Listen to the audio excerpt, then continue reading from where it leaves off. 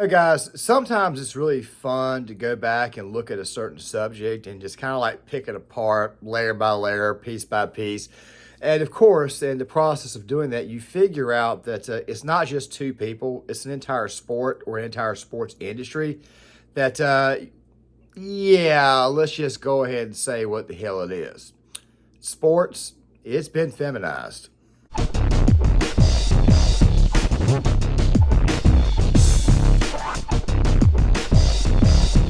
We're going to be talking about the feminization of sports, and of course, we're going to be using the medium of Skip and Shannon, the recent things that have came to light in Shannon Sharpe's interview with Stephen A. Smith, but also something else too. Why in the world is it that everybody in the whole world is going after Bart Scott over making a comment about the Cowboys? I mean, isn't that kind of the fun thing to do in the world of sports, is to insult, quote unquote, America's team? Make sure you guys stick around for the full video. It's going to be a relatively lengthy one, but there's going to be a lot here. Now, why in the world would I start a video out talking about the Skip Bayless, Shannon Sharpe issue, the whole reason why it is that that entire thing did not work out, even though they were on the air together for about 6 years? Well, the reason why is because it's pretty obvious at this point, seeing how it is that it's still being going on about, and seeing how it is that Shannon Sharpe cannot get over, how do I say, not calling Stephen A. Smith Skip Bayless. Hey, you know what, Skip? Skip, it's okay. It's okay. To stay his ass off social media. Because here's the thing, Skip. Steve. Yes, because if you think about it, the Lions were picked to win that division, Skip. So obviously, Shannon keeps on calling Stephen A. Skip, probably because they've been working together so long. Him and Skip Bayless, of course, they worked together for a long time instead of Undisputed for a little over 6 years. And of course, you probably think to yourself, okay, so obviously Shannon is still getting used to Stephen A. Smith. Well, Shannon Sharpe and Stephen A. Smith have obviously known each other for years. So at some point in time, you would obviously think that Shannon would eventually get over it and not have much of a problem working with Stephen A. Now, of course, Stephen A. Smith would have Shannon Sharpe on his podcast, and of course, they would have a conversation about this. They would bring the issue back up, and you would hear how Shannon Sharpe feels. Now, there are obviously some people out there who have gone out of their way to hit Shannon Sharpe for the way he acted, the way he responded. Me, personally, I think it was another incident that, quite frankly, made me lose respect for Shannon. And by the way, while I may not agree with Shannon on certain topics, that does not mean I don't think the man is not smart. Obviously, he is very good when it comes to football. I think his LeBron James takes are a lot like Skip Bayless's Tom Brady takes. They're a little bit overblown and a little bit too much. But we need to watch some of this to see exactly what the hell is really and truly going on here. And as I will make the case in this video, sports, quite frankly, is being feminized. Let's go ahead and roll the first part. Get clipped. Yes, word for word, syllable for syllable. You know, my interview with you in its entirety is going to be aired. Let me go to December 12th, 2022. Shannon, I want you to see this video right here. This is you and Skip getting into it about Tom Brady. Take a look at this as a fresh reminder. You have no objectivity. It's just straight Brady hate. Wait a minute. This is just straight hate by a guy who's jealous that he is still playing at a high level at 45 when you had to stop at 35. Skip, that's what you do. That's the point. That's what you do. Every time I call something into question, I'm jealous. No. Skip, I did what I did. I never said you were jealous of Baker Mayfield. Skip, I did what I did. You make it seem like I was a bum. I'm in the effing Hall of Fame. Okay, I got 3 Super Bowls. So what? So what? He's way better than you were. I'm better than you. Better. Skip, what I got to see what you do. You take personal shots. No, I don't take personal shots. You started it. Time out. You would take a personal shot at me. I didn't take a personal shot at you. Wait a minute. What are you talking about? You would take a personal... Put your glasses back on. You see that video right there, Shannon, months later. When I saw that, I hadn't spoken to you in years. Years. You know, we were always cool. We never had any issues, but I hadn't spoken to you in years. When I saw that video, I said, I don't have to know him. I know Skip. That relationship is in a world of trouble. As you reflect back on that moment, what goes through your mind, and how much trouble was the relationship between you two in at that particular moment? There were a lot of that is my fault, because there were times that led up to that. Now, before we get to Shannon Sharpe's full comments on this, I want to go ahead and say this. Was Skip Bayless in the wrong for making this extremely delusional remark, going after a guy who was a tight end who had 3 Super Bowls on 2 separate teams? Even though, I mean, look, let me also say this really quick about Shannon Sharpe, because a lot of people oftentimes want to forget this when it comes to him. And like I said, I mean, I'm not the biggest fan of him, but I will give credit where credit is due. The first 2 Super Bowls that he won, and remember, he was also a 7th round draft pick. He was picked very, very late in the draft. Also, something else too about late round draft picks, they can turn into jewels, meaning that they can become Hall of Famers. They can become very good football players. It's about outworking somebody. Sometimes work is a little bit more important than ability. As a matter of fact, I would actually say that work is really and truly more important than ability, because you can have all the ability in the world, but if you don't actually put it to work, you're not going to be successful. Shannon got 2 Super Bowl rings with the Denver Broncos. They were the last 2 years of John Elway's career, when people thought that John Elway had declined. Elway had been to 3 Super Bowls prior, and I understand that people love to use Super Bowls as a measuring stick. I'm only doing this for the purposes of the video itself. Elway was a pretty good quarterback, but I always thought he was somewhat overrated to a certain degree. The previous Super Bowls he had been in, they got completely gobsmacked, got completely destroyed. I mean, they got the hell beat out of them by San Francisco in the 1989 season, Super Bowl 24, I think it was, right there in New Orleans. That was the 55-10 bowl. There was also the Super Bowl against the Giants, where the Broncos went out of their way to come from behind, but they had fallen behind the Giants early, the Phil Simms game. And, of course, there was also the Super Bowl the following year against the Washington Redskins. Yes, I still say Redskins. I don't care what anybody has to say, because I'm not woke. I'm not politically correct. That Super Bowl obviously did not go well for Denver either. They lost like 42-10. So Elway had experienced some hard times, and Shannon Sharpe would eventually come in and give him an additional target to throw to, especially a solid tight end.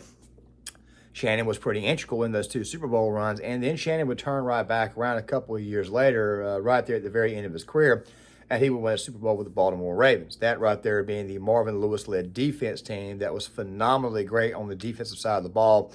But they had Trent Dilfer at quarterback. They were not as strong offensively, so Shannon Sharpe has contributed a lot more, especially in his career, than people might would think. Because there were times that led up to that I felt that shots were taken, and I let it go. And I should have said something then, but I didn't. And I would bring it to people's attention, and they brushed it up under the rug. So that was my fault that it got to that point, and he felt that he could go over the top in that situation. I think in any relationship where there's host, co-host, it's boyfriend, girlfriend, it's husband, wife, whatever the relationship is, once one partner has no respect for the other partner then in turn loses respect for said partner. Then I think it's only a matter of time. Because I felt in that moment he had lost all respect for me. He had no respect for me. He's trying to compare me to a tight end. I never said. I've always given Brady his credit. I've always given all great players, all players. Trying to compare you to a quarterback. Right. What I was trying to say, in that moment, Brady didn't play well. Brady didn't play well that game. I didn't talk about anything that he had done 3 weeks ago, 3 years ago, 20 years ago. I'm talking about that game. And for him to feel that he was trapped and he was losing a debate to attack me personally, when I've stood up, when guys have come on that show and tried to attack him personally, I was his bodyguard. I took the blows and said, hey, this is undisputed. Skip and Shannon. This is not yours. Obviously, it's not a fun thing to look at, especially given the fact that Skip had a very delusional argument or a very delusional saying there, which, by the way, absolutely sent Shannon over the top, just straight up sent him over the moon. Obviously, the guy's howling like a woman. And I can understand that if Shannon's sharp, if he has any regret about that, more than likely the regret is probably the moment when he decided to scream and wail like a girl. Here's the truth. Skip Bayless has got a lot of bad takes. Skip Bayless does these on purpose. But then again, though, there are times when Skip Bayless will go a little bit too far with something. Can I tell you guys a very, very quick story about Skip Bayless? Now, I'm a Green Bay Packers fan. I've listened to Skip praise Brett Favre and literally throw Aaron Rodgers on the bus every chance he gets. And now he throws this tweet up saying, I love Jordan Love. Which, by the way, most Green Bay Packer fans are already starting to like, myself included. I actually liked the kid after I did not like the draft pick at the time because we traded up to get him, and I felt we should have been focusing in on somebody else that could actually help us win a Super Bowl at that time rather than go after the quarterback. But then again, at the same time, though, you do need to stretch beyond the actual, you need to stretch for the future. You need to actually prepare for that. And Aaron was obviously not going to be around. I mean, the guy did, in fact, just blow his Achilles tendon out, of course, playing for the Jets on week 1, first series of the year. Imagine that. The thing is this right here. Skip has a past, and he has a past of creating sensational crap. Let me give you an example of what I mean.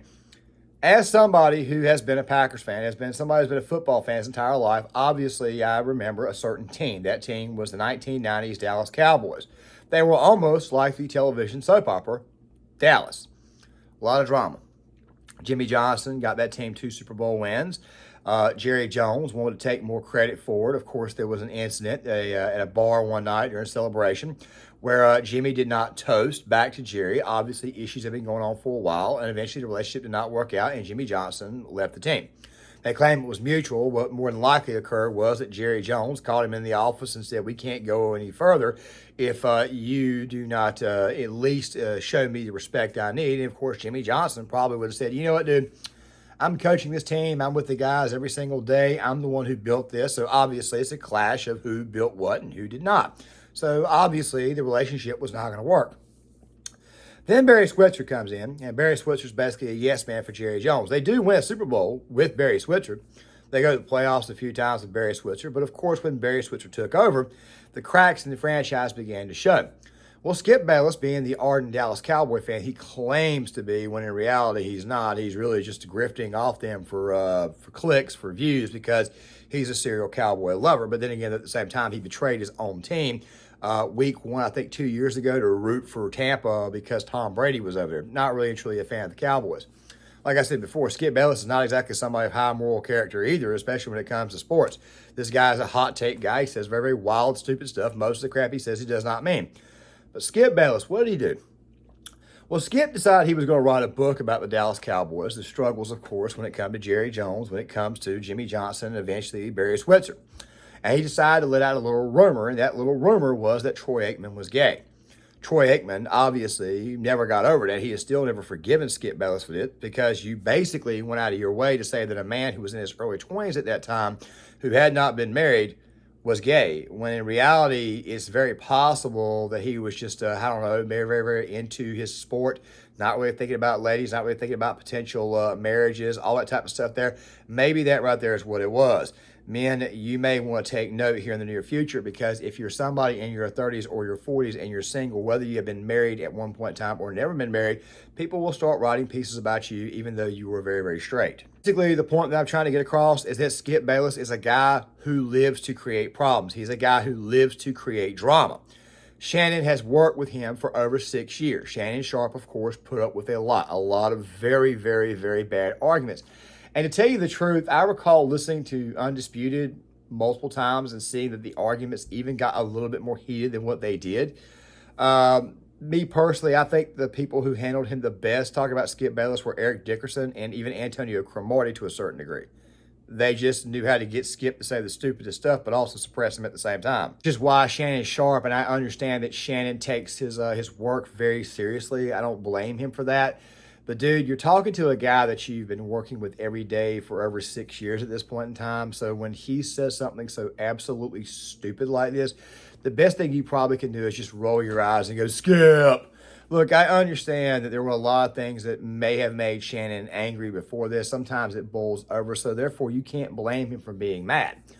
But at the same time, though, you got to understand that this right here is Skip Bayless. He lives to, let's just say, he lives to make you angry. And I get your pain, I get your frustration, I get all of that. But dude, you know, as I said before, Skip Bayless is really and truly just a guy who just lives to troll. I get it.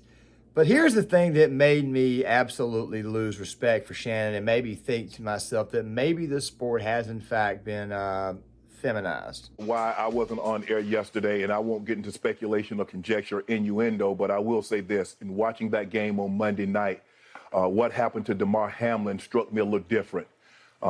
as a brotherhood in the NFL, when injuries happen, when we know injuries are a part of the game, I've seen guys suffer ACLs and Achilles tear, but I've never seen anybody have to be revived and fight for their life on the field. So it struck me a little differently because I remember seeing my brother paralyzed on the field temporarily, and he was able to regain focus.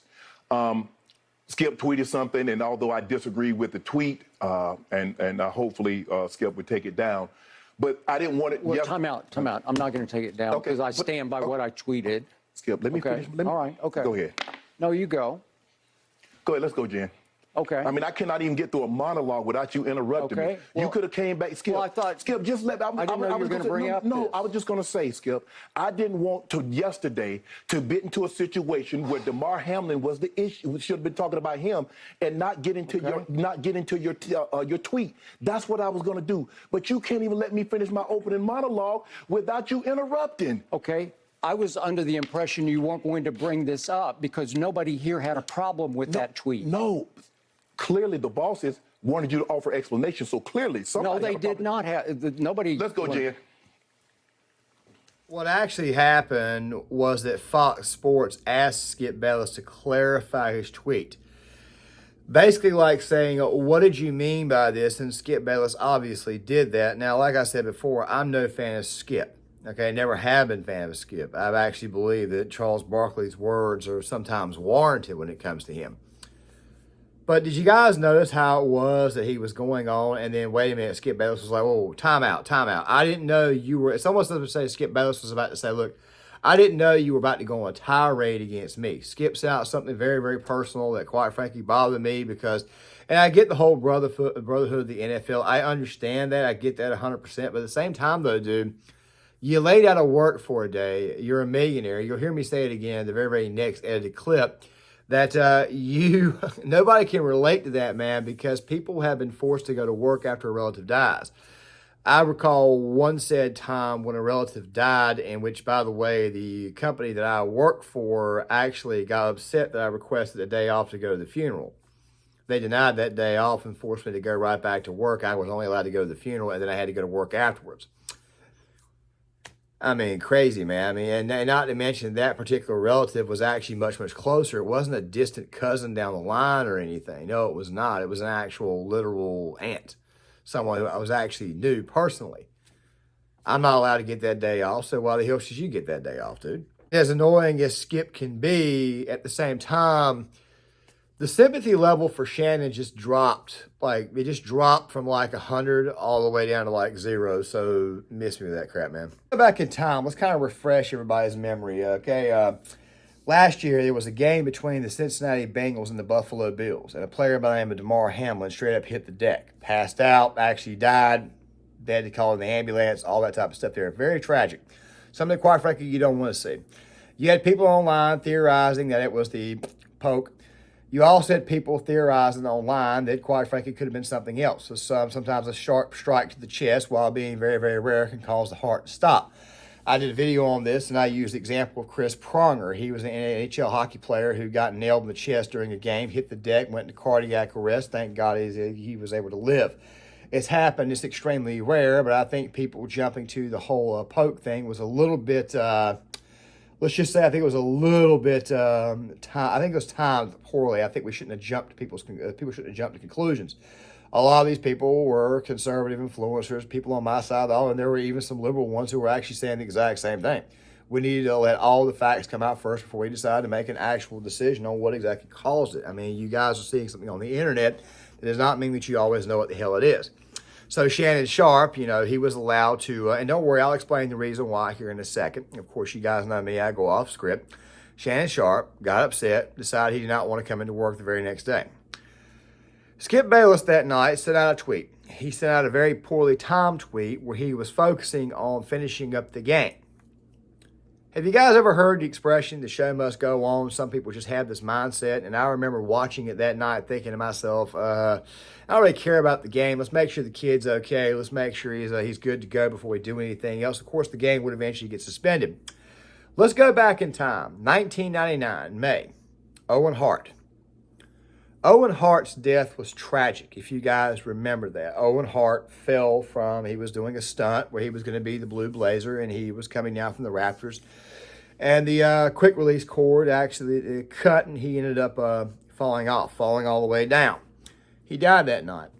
Very, very, very brutal way to die. Sad.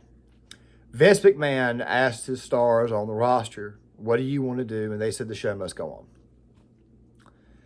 Now, Owen's family would eventually sue the WWE. His wife would sue. Eventually, his brother, Bret the Hitman Hart, would advise that Owen's wife, wait a little while, you can get more money out of Vince if you just hold up.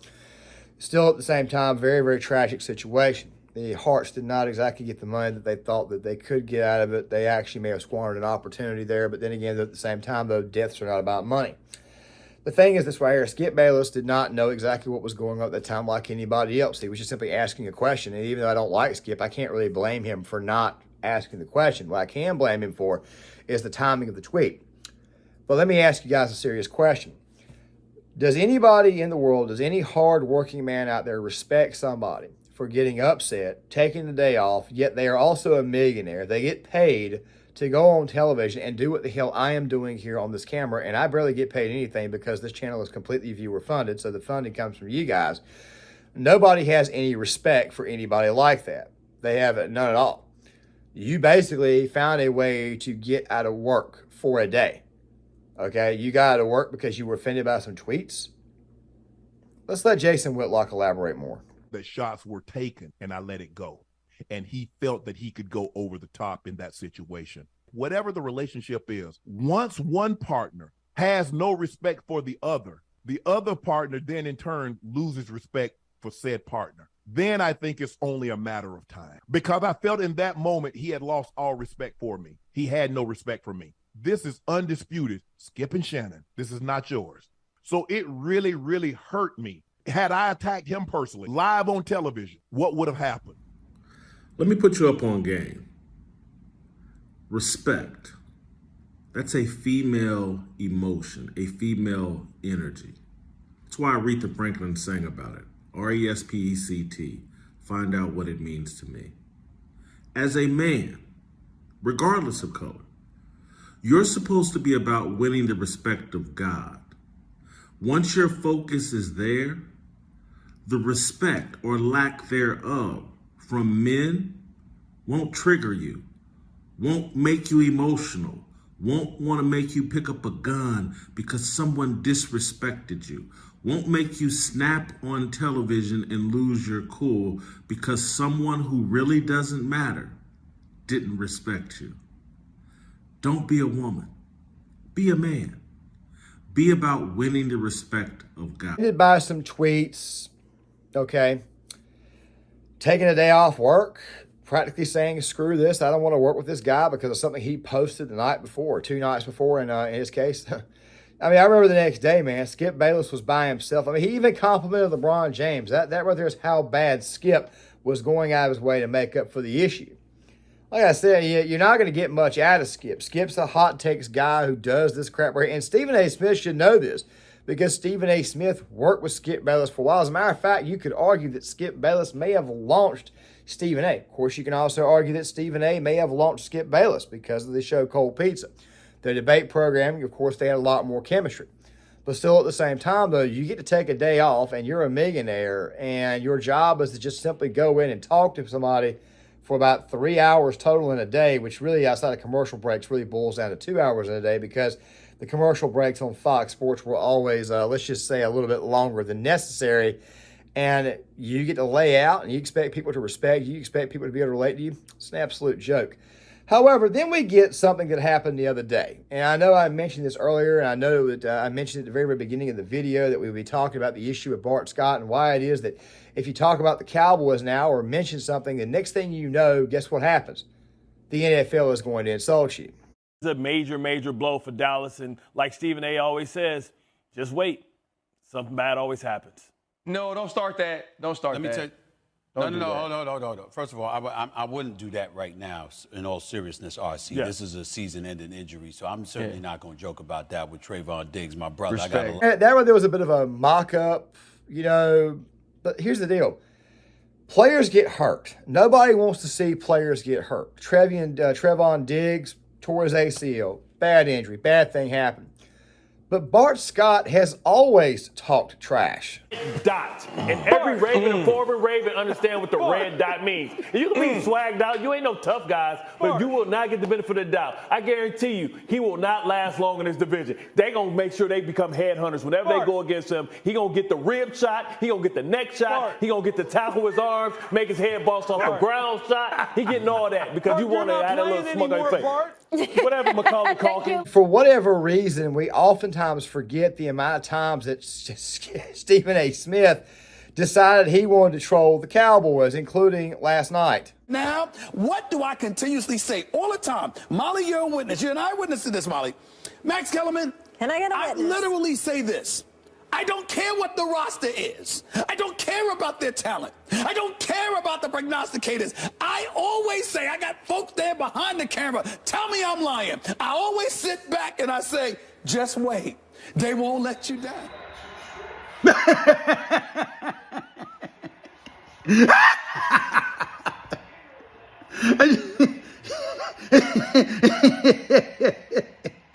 know,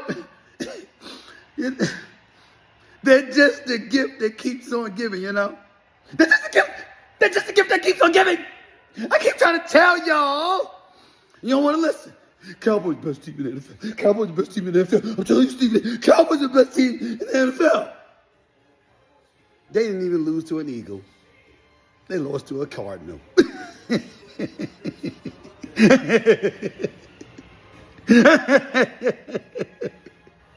See you tomorrow on First Take. It's an absolute joke. It seems more to me like maybe Bart Scott, maybe his days are numbered. I mean, I'm not a fan of Bart, but I'm just saying what it is. It seems to me that if you talk a little bit of trash, especially when a player gets injured or whatnot, because football players do this. That's kind of what they do. I mean, they talk trash, they throw shade at one another. It's called building somebody up, tearing somebody down for fun. It's called making somebody tougher. We did that crap when I was in the military constantly, the way you talk to one another. You've got to be a certain way because you've got to test certain people's metal. You got to make that metal stronger. Sometimes you have to do that through words.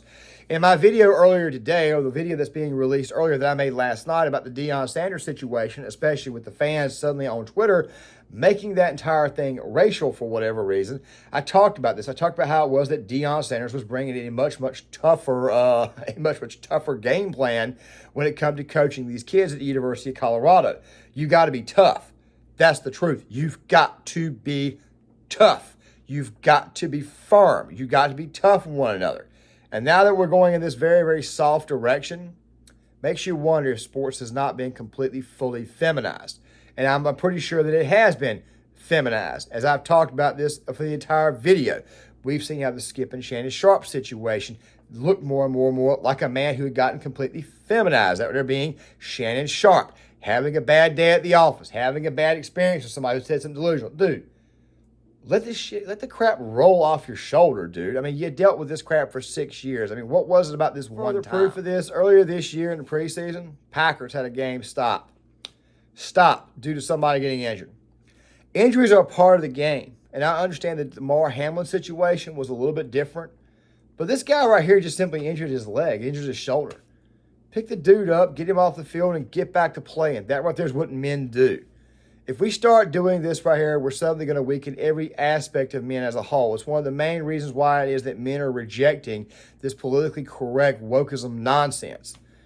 All right, now with that right there being said, guys, I'm going to go ahead and halt this video now. But as you guys can see, it's pretty obvious at this point in time that football and sports as a whole is becoming completely feminized. I mean, hell, there was a girl that was actually put on the field in a college football game with a uniform and everything on. I mean, what are these people thinking is all the hell I'm going to say. Make sure you guys hit that like button. If you're new to the channel, please hit the subscribe button. Remember, it's a viewer-funded channel. No Patreon, none of that BS here. Make sure you guys hit the like button. Please leave a comment in the comment section. I would love to get you guys' thoughts on this right here. And please subscribe. And I'll see you guys later.